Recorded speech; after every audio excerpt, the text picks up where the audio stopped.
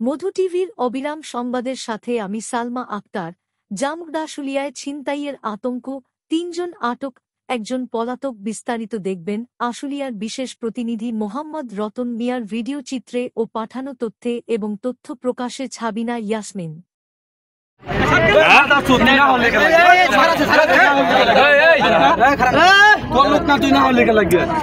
বাড়ি কোথায়? ঝিনাইদহ।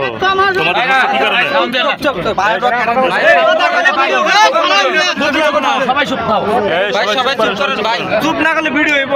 ঝিনাইদহ বাড়ি। তোমার ধরছে কি কারণে? ধরছে কি কারণে? তোমরা কি করছো? তোমরা কি করছো? তোমরা কি করছো? হ্যাঁ, গত ২৩ তারিখ রবিবার রাত ১০টার দিকে ৪ সদস্যের একটি ছিনতাইকারী চক্র সড়কে পথচারীদের টার্গেট করছিল। হঠাৎ এক ব্যক্তির চিৎকারে আশপাশের মানুষ ছুটে আসে এবং ৩ জন ছিনতাইকারীকে ধরে ফেলে। পরে তাদের পুলিশের কাছে হস্তান্তর করা হয়। তবে চক্রের আরেক সদস্য পালিয়ে যেতে সক্ষম হয়। আমরা প্রতিদিন সন্ধ্যার পর বাইরে বের হতে ভয় পাই। ছিনতাইকারীরা হঠাৎ এসে মোবাইল, টাকাপয়সা নিয়ে যায়। প্রশাসনের আরও কঠোর ব্যবস্থা নেওয়া দরকার।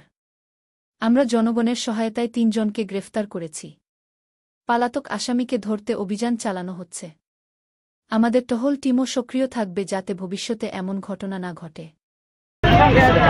হ্যাঁ, কোথায়? ইসুফ মার্কেট। ইসুফ মার্কেট। তোর ধরছে কি কারণে?